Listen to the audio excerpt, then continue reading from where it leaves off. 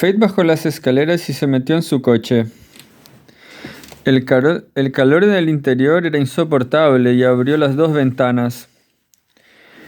Sin saber por qué, pensó otra vez en su madre, en la forma que ésta tenía de vigilarlo cuando él era un niño.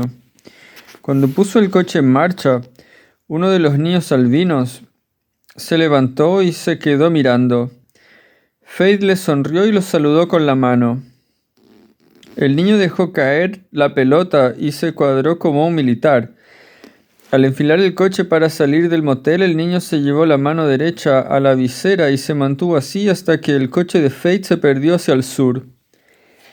Mientras conducía, volvió a pensar en su madre. La vio caminar, la vio de espaldas. Vio su nuca mientras ella contemplaba un programa de la tele. Oyó su risa. La vio fregar platos en el lavadero. Su rostro, sin embargo, permaneció en la sombra todo el tiempo, como si de alguna manera ella ya estuviera muerta, o como si le dijera, con gestos y no con palabras, que los rostros no eran importantes, ni en esta vida ni en la otra. En el Sonora Resort no encontró a ningún periodista y tuvo que preguntarle al recepcionista cómo se llegaba a la arena. Cuando llegó al pabellón notó cierto revuelo. Preguntó a un lustrabotas que se había instalado en uno de los pasillos qué ocurría y el lustrabotas le dijo que había llegado el boxeador norteamericano. Encontró a Count Piquet subido al ring, vestido con traje y corbata y exhibiendo una amplia y confiada sonrisa.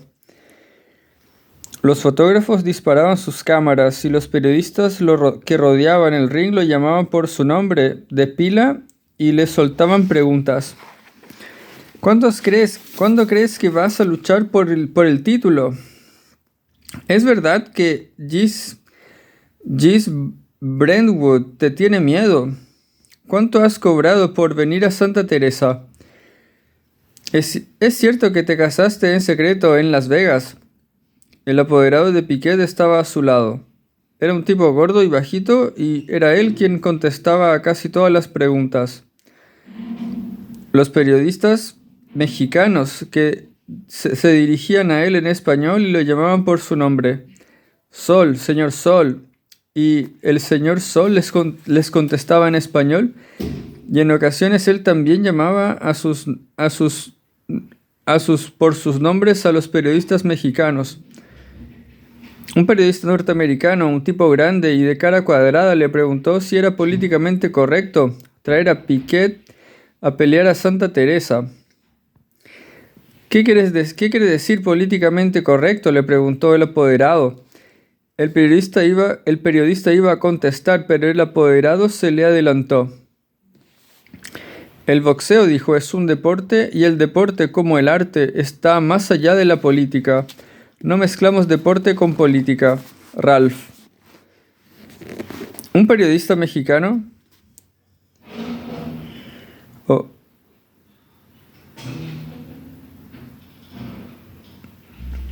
Si lo he interpretado correctamente, dijo el tal Ralph, usted no tiene miedo a traer a Count Piquet a Santa Teresa. Count Piquet no le teme a nadie, dijo el apoderado. No ha nacido quien pueda vencerme, dijo Count Piquet. Bueno, Count es un hombre. A la vista está. La pregunta entonces sería, ¿ha venido alguna mujer en su grupo?, dijo Ralph. Un periodista mexicano que estaba en el otro extremo se levantó y lo mandó a la chingada. Otro que estaba no lejos de Faith le gritó que no insultara a los mexicanos si no quería que le dieran una patada en la boca. Cállese la boca, güey, o se la parto. Ralph pareció no oír los insultos y siguió de pie, con apariencia tranquila, esperando la respuesta del apoderado. Unos periodistas norteamericanos que estaban en una esquina del cuadrilátero junto a unos fotógrafos miraron al apoderado con gesto interrogante. El apoderado carraspeó y luego dijo: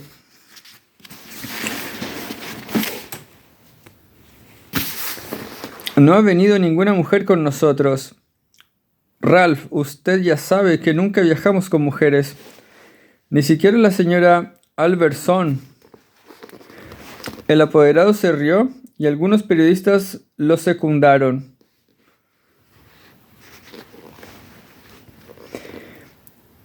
Usted sabe muy bien que a mi mujer no le gusta el boxeo. Ralph, dijo el apoderado. ¿De qué demonios estaban hablando? Le preguntó Fate a Chucho Flores mientras desayunaban en un bar cercano al pabellón Arena del Norte. De los asesinatos de mujeres, dijo Chucho Flores con desánimo. Florecen, dijo.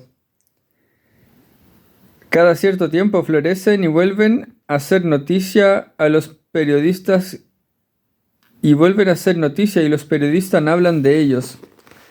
La gente también vuelve a hablar de ellos y la historia crece como una bola de nieve hasta que sale el sol y la pinche bola se derrite y todos se olvidan y vuelven al trabajo.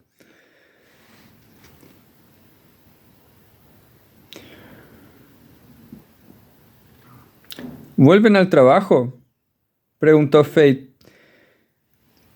Los jodidos asesinatos son como una huelga, amigo, una jodida huelga salvaje. La equivalencia entre asesinatos de mujeres y huelga era curiosa, pero asintió con la cabeza y no dijo nada. Esta es una ciudad completa, redonda, dijo Chucho Flores. Tenemos de todo, fábricas, maquiladoras, un índice de desempleo muy bajo, uno de los más bajos de México, un cartel de cocaína, un flujo constante de trabajadores que vienen de otros pueblos, emigrantes centroamericanos, un proyecto urbano incapaz de soportar la tasa de crecimiento demográfico. Tenemos dinero y también hay mucha pobreza. Tenemos imaginación y burocracia, violencia y ganas de trabajar en paz. Solo nos falta una cosa, dijo Chucho Flores. Petróleo, pensó Fate, pero no lo dijo. ¿Qué es lo que falta?, dijo. Tiempo, dijo Chucho Flores. Falta el jodido tiempo. ¿Tiempo para qué?, pensó Fate. Tiempo para que esta mierda, a mitad de camino entre un cementerio olvidado y un basurero, se convierta en una especie de Detroit. Durante un rato estuvieron sin hablar. Chucho Flores sacó un lápiz de su americana y una libreta y se puso a dibujar rostros de mujeres. Lo hacía con extrema rapidez, totalmente abstraído, y también, según le pareció a Fate, con cierto talento, como si antes de convertirse en periodista deportivo, Chucho Flores hubiera estudiado dibujo y se hubiera pasado muchas horas tomando apuntes del natural. Ninguna de sus mujeres sonreía.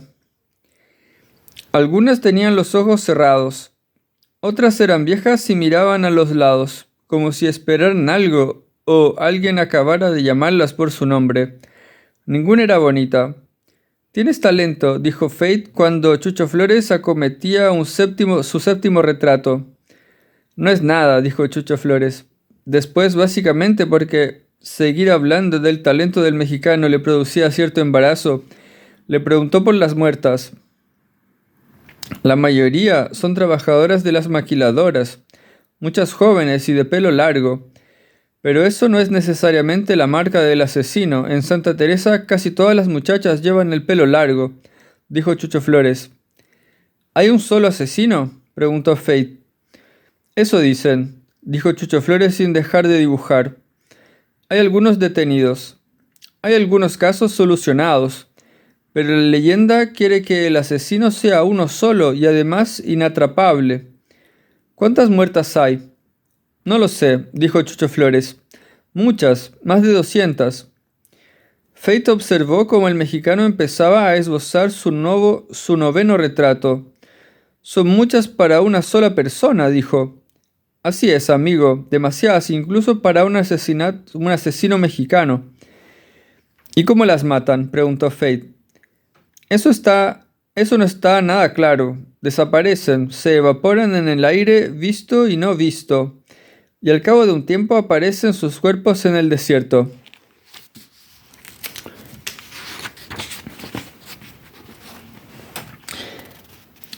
Mientras conducía rumbo al Sonora Resort, desde donde pensaba revisar su correo electrónico, a Fate se le ocurrió que mucho más interesante que se le ocurrió que mucho más interesante que la pelea Piquet-Fernández era escribir un reportaje sobre las mujeres asesinadas. Así que lo escribió el jefe de su sección. Le pidió quedarse una semana más en la ciudad y que le enviaran un fotógrafo. Después salió a tomar una copa al bar en donde se juntó con algunos periodistas norteamericanos. Hablaban del combate y todos coincidían en que Fernández no iba a durar más de 4 rounds. Uno de ellos contó la historia del boxeador mexicano Hércules Carreño.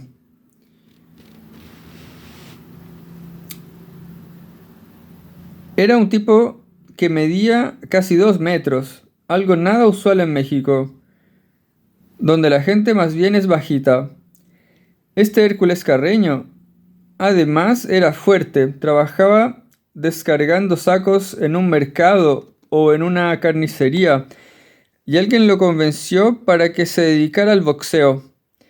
Empezó tarde, digamos a los 25 años, pero en México no abundan los pesos pesados, y ganaba todos los combates. Este es un país que da buenos gallos, buenos moscas, buenos plumas, a veces en contadas ocasiones algún welter, pero no pesados ni semipesados. Es una cuestión de tradición y de alimentación.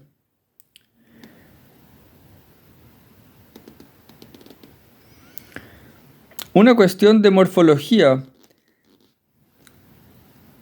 Ahora tienen un presidente de la República que es más alto que el presidente de los Estados Unidos. Es la primera vez que ocurre. Poco a poco, los presidentes de México serán cada vez más altos. Antes era impensable. Un presidente de México solía llegarle, en el mejor de los casos, al hombro a un presidente de América. A veces la cabeza de un presidente de México apenas estaba unos centímetros por encima del ombligo de un presidente de los nuestros. Esa era la tradición. Ahora, sin embargo, la clase alta mexicana está cambiando. Son cada vez más ricos y suelen buscar esposas al norte de la frontera. A eso le llaman mejorar la raza. Un enano mexicano manda a su hijo enano a estudiar a una universidad de California. El niño tiene dinero y hace lo que quiere, y eso impresiona a algunas estudiantes. No hay ningún lugar en la Tierra donde haya más tontas por metro cuadrado que en una universidad de California. Resultado: el niño obtiene un título y consigue una esposa que se va a vivir a México con él. De esta forma, los nietos del enano mexicano dejan de ser enanos, adquieren una estructura media y de paso se blanquean. Estos nietos, llegado el momento, realizan el mismo periplo iniciático de su padre. Universidad norteamericana, esposa norteamericana, hijos cada vez de mayor estatura. La clase alta mexicana, de hecho, está haciendo por su cuenta y riesgo lo que hicieron los españoles, pero al revés. Los españoles, lascivos y poco previsores, se mezclaron con las indias, las violaron, les metieron a la fuerza su religión y creyeron que de esta manera el país se volvería blanco. Los españoles creían en el blanco bastardo. Sobreestimaban su semen, pero se equivocaron. Nunca puedes violar a tantas personas. Es matemáticamente imposible. El cuerpo no lo aguanta. Te agotas. Además, ellos violaban de abajo hacia arriba, cuando lo más práctico, está demostrado, es violar de arriba hacia abajo. El sistema de los españoles hubiera dado algún resultado si hubieran sido capaces de violar a sus propios hijos bastardos y luego a sus nietos bastardos e incluso a sus bisnietos bastardos. Pero ¿quién tiene ganas de violar a nadie cuando has cumplido 70 años y apenas te puedes mantener en pie? El resultado está a la vista. El semen de los españoles, que se creían titanes, se perdió en la masa amorfa de los miles de indios. Los primeros bastardos, los que tenían un 50% de sangre de cada raza, se hicieron cargo del país. Fueron los fundadores de nuevas ciudades. Fueron los secretarios, los soldados, los comerciantes minoristas.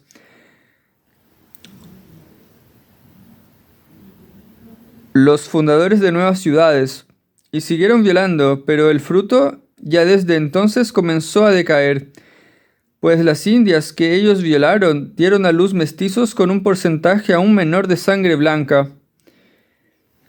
Y así sucesivamente, hasta llegar a este boxeador, Hércules Carreño, que al principio ganaba peleas, o bien porque sus rivales eran más flojos que él, o bien porque alguien amaña los combates, lo que envaneció a algunos mexicanos que empezaron a presumir de tener un campeón auténtico en las categorías pesadas, y que un buen día se lo llevaron a los Estados Unidos y lo hicieron ganar contra un irlandés borracho, y luego contra un negro drogado, y luego contra un ruso, gordinflón, a quienes ganó, lo que llenó a los mexicanos de felicidad y de soberbia.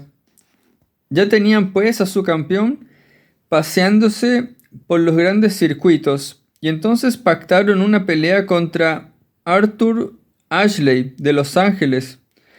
En Los Ángeles. No sé si alguno vio esa pelea. Yo sí. A Arthur Ashley lo llamaban Art el Sádico.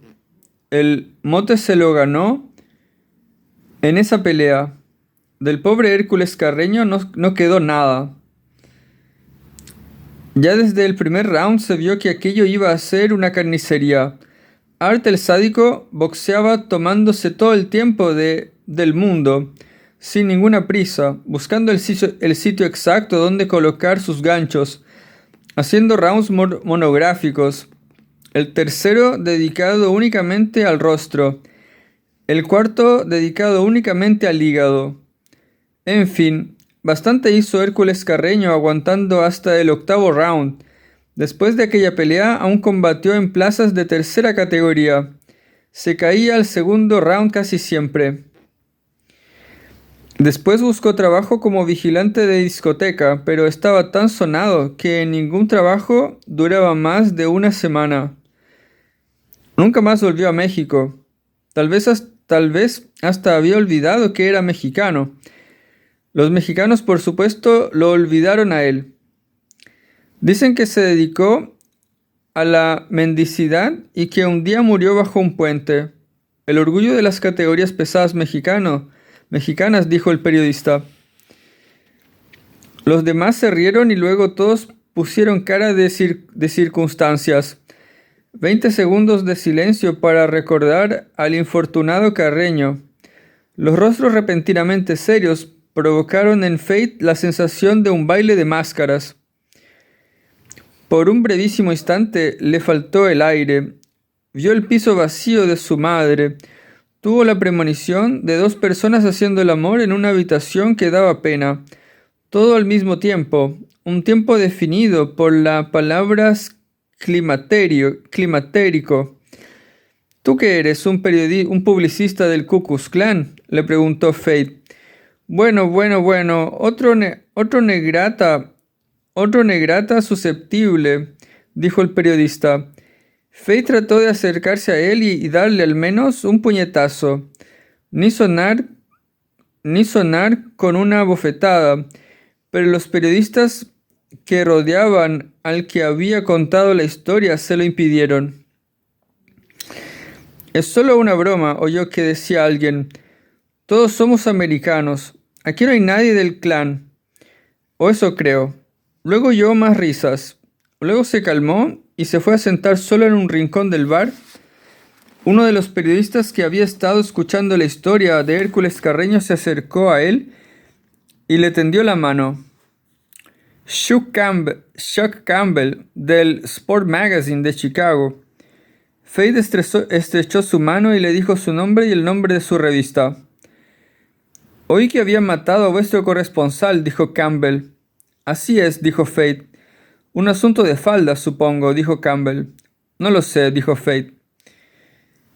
Conocí a Jimmy Lowell, dijo Campbell. Por lo menos nos encontramos unas 40 veces.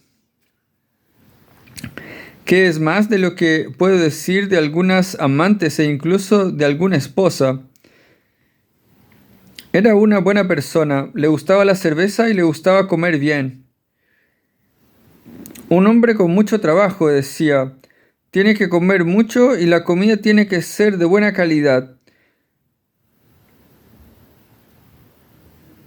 Alguna vez viajamos juntos en avión. Yo no puedo dormir en los aviones. Jimmy Lowell dormía todo el viaje y solo se despertaba para comer y contar alguna anécdota. En realidad no le gustaba excesivamente el boxeo, su deporte era el béisbol, pero en vuestra revista cubría todos los deportes, hasta el tenis. Nunca tuvo una mala palabra para nadie, respetaba y se hacía respetar. ¿No piensas lo mismo? Nunca en mi vida vi a Lowell, dijo Fate. No te tomes a mal lo que acabas de escuchar, muchacho, dijo Campbell. Ser corresponsal de deportes es aburrido y uno suelta disparate sin pensarlo dos veces o cambia las historias para no repetirse. En ocasiones sin querer decimos barbaridades. El tipo que contó la historia del boxeador mexicano no es una mala persona, es un tipo civilizado y bastante abierto en comparación con otros. Lo único que sucede es que en ocasiones para matar el tiempo jugamos a ser canallas. Pero no lo hacemos en serio, dijo Campbell. Por mi parte no hay problema, dijo Fate. ¿En qué round crees que va a ganar Count Pickett? No lo sé, dijo Fate. Ayer vi a Merolino Fernández entrenando en su cuartel y no me pareció un perdedor.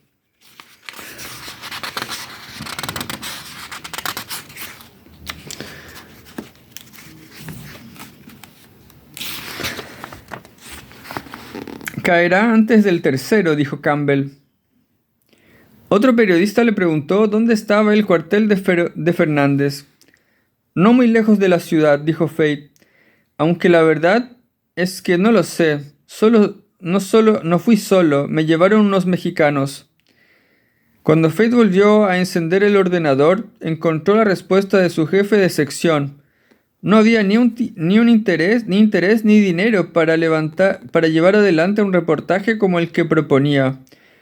Le sugería que se limitase a cumplir con el encargo del jefe de la sección de deportes y que luego saliera de allí de inmediato. Fate habló con un recepcionista del Sonora Resort y pidió una conferencia telefónica con Nueva York. Mientras esperaba la llamada, recordó los reportajes que le habían rechazado. El más reciente había sido uno con un grupo político de Harlem llamado la Hermandad de Mahoma. Los conoció durante una manifestación en apoyo de Palestina. La manifestación era variopinta y uno podía ver a grupos de árabes, a viejos militantes de izquierda neoyorquina, a nuevos militantes antiglobalización. La Hermandad de Mahoma, sin embargo, atrajo su atención de inmediato porque marchaban bajo un gran retrato de Osama Bin Laden. Todos eran negros, todos iban vestidos con chaquetas de cuero negro y boinas negras y gafas negras. Algo que recordaba vagamente a los Panteras, solo que los Panteras eran adolescentes y los que no eran adolescentes tenían una pinta juvenil, un aura de juventud y de tragedia, mientras que los de la Hermandad de Mahoma eran hombres hechos y derechos, de anchas espaldas y bíceps enormes, gente que había pasado horas y horas en el gimnasio, levantando pesas, Tipos con vocación de guardaespaldas. ¿Pero guardaespaldas de quién? Verdaderos armarios humanos cuya presencia resultaba intimidante, aunque en la manifestación no era más de 20, puede que menos, pero el retrato de Bin Laden ejercía, quién sabe cómo, un efecto multiplicador. En primer lugar, porque hacía menos de 6 meses que había cometido el atentado contra el World Trade Center, y pasearse con Bin Laden, aunque solo fuera una forma iconográfica, resultaba una provocación extrema. Por supuesto, no fue solo Fate el que se dio cuenta de la presencia exigua y retadora de la hermandad. Las cámaras de televisión los siguieron, entrevistaron a su portavoz. Los fotógrafos de varios periódicos dejaron constancia de la presencia de aquel grupo que parecía pedir a gritos ser reprimido. Fate los observó desde lejos. Los vio hablar con las televisiones y con algunas radios locales. Los vio gritar. Los vio marchar entre el gentío y los siguió. Antes de que la manifestación empezara a disgregarse, los miembros de la Hermandad de Mahoma la abandonaron mediante un movimiento planeado con anterioridad. Un par de furgonetas los aguardaban en una esquina. Solo entonces Fate se dio cuenta de que no eran más de 15. Ellos corrieron. Él corrió hacia ellos. Dijo que quería entrevistarlos para su revista. Hablaron junto a las furgonetas en un callejón. El que parecía el jefe, un tipo alto y gordo y con el cráneo rapado, le preguntó para qué revista trabajaba. Fate se lo dijo y el tipo lo miró con una sonrisa burlona. Esa jodida revista ya no la lee nadie, dijo. Es una revista de hermanos, dijo Fate. Esa jodida revista de hermanos solo emputece a los hermanos, dijo el tipo sin dejar de sonreír. Se ha vuelto anticuada. No lo creo, dijo Fate. Un ayudante de cocina chino salió a tirar varias bolsas de basura. Un árabe los observó desde la esquina. Rostros desconocidos y lejanos, pensó Fate, mientras miraba el tipo que parecía el jefe.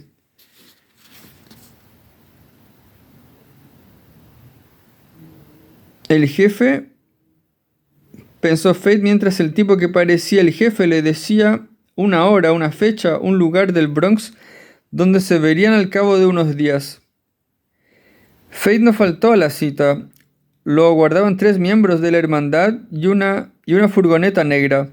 Se trasladaron a un sótano cerca de Bicester. Allí los esperaba el tipo gordo de la cabeza rapada. Dijo que lo llamara Khalil. Los otros no dijeron sus nombres. Khalil habló de la Guerra Santa. Explícame, ¿qué demonios quiere decir Guerra Santa?, dijo Fate. La Guerra Santa habla de nosotros cuando nuestras bocas se han secado, dijo Khalil. La Guerra Santa es la palabra de los mudos, de los que perdieron la lengua, de los que nunca supieron hablar. ¿Por qué os manifestáis en contra de Israel?, dijo Fate. Los judíos nos oprimen, dijo Khalil. Nunca jamás un judío ha pertenecido al Ku Klux Klan, dijo Fate. Eso era lo que los judíos pretendían hacernos creer. En realidad el Klan está en todas partes. En Tel Aviv, en Londres, en Washington. Muchos jefes del Klan son judíos, dijo Khalil. Siempre ha sido así. Hollywood está lleno de jefes del Klan. ¿Quiénes?, dijo Fate. Khalil le advirtió que lo que diría a partir de ese momento era off the record. Los magnates judíos tienen buenos abogados judíos, dijo. ¿Quiénes?, dijo Fate. Nombró 3 directores de cine y a 2 actores. Luego tuvo una inspiración. Preguntó, ¿es Woody Allen del Klan? Lo es, dijo Khalil. ¿Por qué lleváis un cartel de Bin Laden?, dijo Fate. Porque Osama Bin Laden ha sido el primero en darse cuenta de la naturaleza de la lucha actual. Después hablaron de la inocencia de Bin Laden y de Pearl Harbor, y de lo conveniente que había sido el ataque contra las Torres Gemelas para cierta gente. Gente que trabaja en la bolsa, dijo Khalil. Gente que tenía papeles comprometedores guardados en las oficinas. Gente que vende armas y que necesitaba un acto así. Según vosotros, dijo Fate, Mohammed Atta era un infiltrado de la CIA o del FBI. ¿Dónde están los presos de Mohammed Atta?, le preguntó Khalil. ¿Quién puede asegurar que Mohammed Atta iba en uno de esos aviones? Te diré lo que yo creo. Creo que Atta está muerto. ¿Se les ocurrió mientras lo torturaban? ¿O le pegaron un tiro en la nuca? Creo que luego trocearon su cuerpo en pedacitos pequeños y molieron sus huesos hasta dejarlos como los restos de un pollo. Creo que luego metieron los huesillos y los bistecs en una caja. La llenaron de cemento y la dejaron en algún pantano de Florida. Y lo mismo hicieron con los compañeros de Mohammed Atta.